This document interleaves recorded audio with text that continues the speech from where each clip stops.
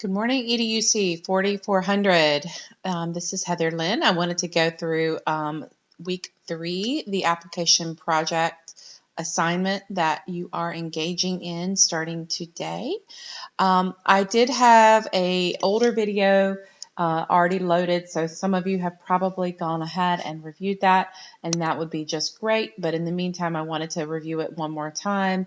There are just a few updates from the older video in terms of your options and the timeline. So I just wanted to do this one more time just to make sure there was no confusion. So I'm going into the application project idea folder on Blackboard. This is also linked in weekly directions and materials. The application project is an opportunity for you to engage in some sort of research or activity that is directed by you, designed by you, and allows you to pursue an area of this course that interests you or that you feel you would like to learn more about and perhaps sharpen your skills. So this is not a 3-week project, just to be clear, because I see that it says that on the rubric. In a normal semester-long course, this would be a 3-week project. In this case, this is a 1-week project, which I know is sort of tough to do. I have tried to take the directions and the guides and modify them so that they're a little bit more realistic for your time. So believe it or not, I actually have shortened up the expectations. The papers have shorter page length requirements, shorter research requirements. So let me go into that. That being said, because this is a week-long project, I've limited your choices to 4 options. The first one is case study on student motivation. The second one is an annotated bibliography about motivation.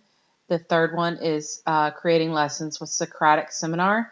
And the fourth one is creating lessons with problem-based or project-based learning. They are slightly 2 different things, but we kind of look at them in similar ways. So you can really do problem-based or project-based. Either one would be fine. So the videos that come with these guides were created by a colleague of mine, and he so it gives you an idea of what's expected, but the requirements, the lengths are going to be different in the videos. So just make sure that you use the videos just to get a better understanding of the idea of the project. But because this is a shortened version of this project, the lengths and the requirements will be a little bit different. So just use the attached Word document to go through the links and the requirements. So the first choice is case study of student motivation. For those of you that are currently in a classroom and have access to a student or small group of students, this is a great project. Basically, the idea is you have a student that has a motivational challenge that puzzles you or perplexes you, and you write a case study about that student. You do not have to solve this issue. The purpose is not to solve the issue in 1 week. The purpose of the project is to observe the student and take some time to objectively try to understand or problematize what's going on with the student. So like any case study, it's an ill-defined problem that may not have a single perfect answer or response to the problem. Really, the idea of the case study is to describe the situation, describe the student, describe the behavior, and to potentially offer up some variables that are playing a role in that behavior. And so that is the case study. You are also supposed to do a little bit of research related to what you're seeing with the student. And then you can offer some suggestions and why you believe these suggestions might improve or impact positively the student. However, you don't have to put these suggestions into practice. There's simply not that kind of time.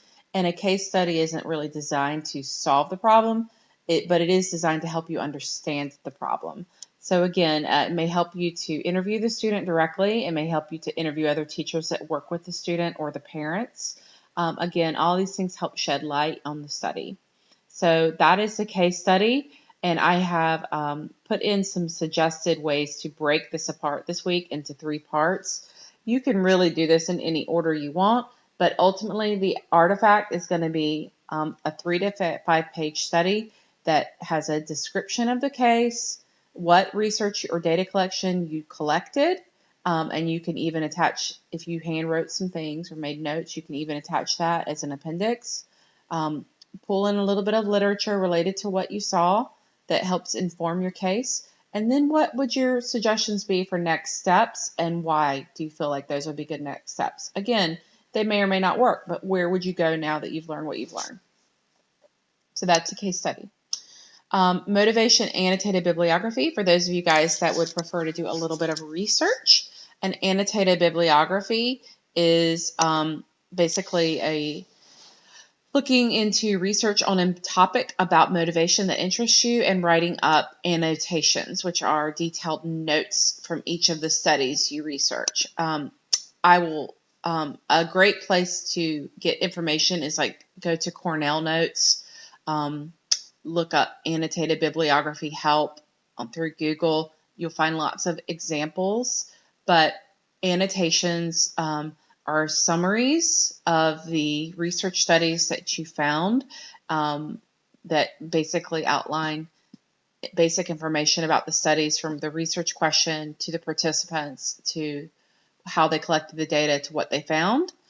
And so these studies should be related to whatever your question is. So, for instance, how can I foster intrinsic motivation in a classroom, that relies more, that works with this grade of student. So you come up with your question, try to do your research. Now, this project really sort of expects that you know how to do some database guided research through the Joiner Library or through Google Scholar or ERIC or any of these educational research databases. If this is something that you're not familiar with doing, this may not be your best project for the timeline involved, because this is such a short, compressed project. There really isn't a lot of time to learn how to do the research on top of actually collecting the articles and writing up the summaries. So this project is really well designed if you're already comfortable navigating databases, you know how to find research studies. I'm going to encourage you to find some direct studies that are primary research studies, which means you're actually looking at research, not just going to a website that describes the topic that's clearly someone's summary of research or someone's commentary. So really, if to do this project correctly, you need to know how to navigate some of the educational databases like ERIC, Education Research Complete, or Google Scholar, where you're getting peer-reviewed research. Now, you can pull in a few commentaries or summaries or literature reviews. That would be okay, but I really want to see this is really more utilizing primary research studies. So again, if this does not sound familiar to you, this may not be the project for you, okay? So that's the annotated bibliography. The next option is creating lessons with Socratic Seminar. Socratic Seminar is a way to have students generate discussion and generate their own learning with a minimum of teacher-directed input. So in this case, it may be a seminar. You would come up with questions and then guiding documents and then an assessment. But you would describe how you set this lesson up so that your students are guided into Socratic Seminar. This is a great thing to do for really most age students. I've done it with 8th graders. I've done it with high school students, and it can certainly be done with your upper elementary students. I think you probably have to have those age groups or older. I know we have a lot of folks that are working with special populations of students, so this one could be a little bit challenging too, depending on the kind of students you have. whether or not they can handle having these kinds of discussions. But, you can certainly think about how you would adapt the idea of a Socratic seminar around your students and make an adaptation of that would work. So are there some ways you can generate authentic conversation about something with your students? And how might you do that based on what you know about your students? So that would be something you could do. It doesn't always have to be following this specific format. You talk about how you would adapt the idea, the main idea of what a Socratic seminar is around your students. So I think, again, you give you give 2 lessons, and then you write up a little justification of why you're doing it and why you're doing it this way, describing your students. So that's Socratic seminar. A great resource that I would recommend if that's something you're interested in is to go to paideia.org, Paideia.org. Paideia is a Socratic seminar format, and this website has wonderful resources. So everything from videos to sample lessons. Some counties in North Carolina have been Paideia counties and use this. So this is something that has been around a long time.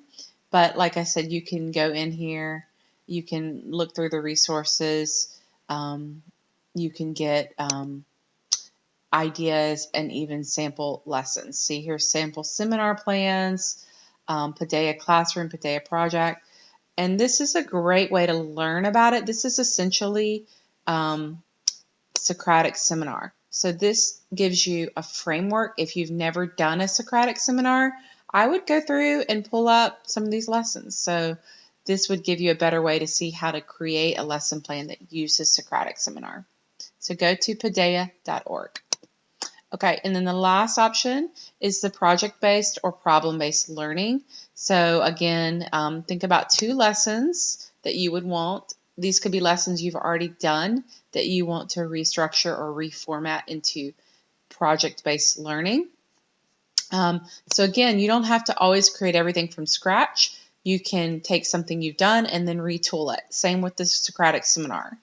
One thing I will say is if you borrow lessons from some other teacher or you adapt something from something you find online, you need to cite the source on your lesson plan, okay? I'm not saying you can't adapt a lesson from something you find online, but you need to give the source credit.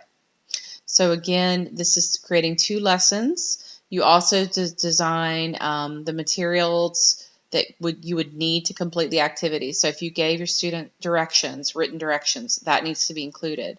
If you gave your student some handouts, that needs to be included, or a list of, anything that you would need to launch your lesson in real life, that needs to go. Now, these 2 assignments, both project-based learning and Paideia, you do not have to implement these lessons in your classroom. This is just creating the lessons and describing them. That's what you're doing for this assignment. You're not implementing them. There's no time for implementation.